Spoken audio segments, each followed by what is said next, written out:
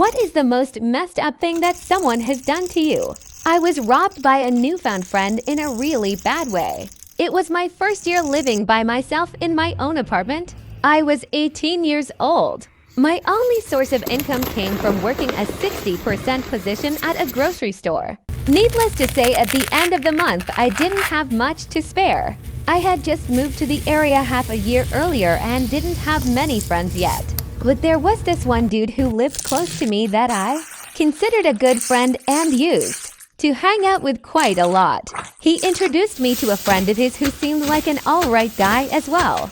At least we shared some interests and we were around the same age. This friend of his still lived with his parents, so me knowing how much of a hassle that can be asked him if he wanted to sleep on the couch. Mostly we just smoked weed and watched TV, which is what I'd be doing alone anyways if he wasn't there. So I was happy to have some company.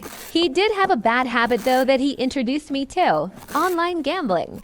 I didn't earn much at the time, so I certainly shouldn't have been spending money on that. But I had just received my once a year vacation paycheck, so I had some extra money in the bank and got tempted in by the welcome bonuses.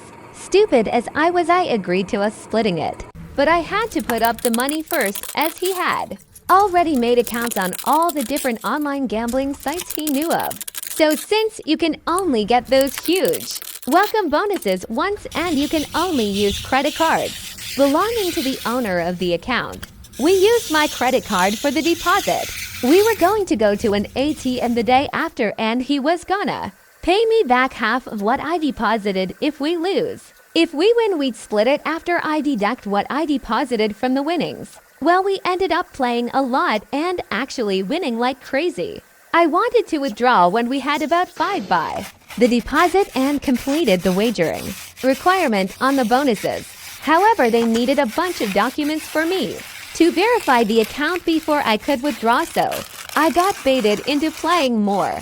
I noticed this guy really liked betting big and I had to be the responsible voice quite often to avoid him just wasting all the money we had won.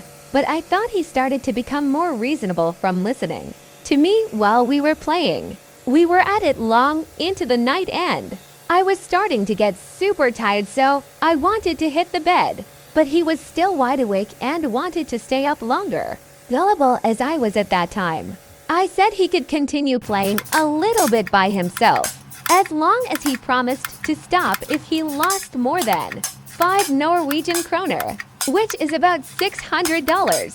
At that time, we had over 40.00 NOK, which is about $5. So I didn't worry much about us losing 5.00 NOK, but knew I had to set a limit like that so he didn't go too crazy. Well, so I thought ... like for part 2.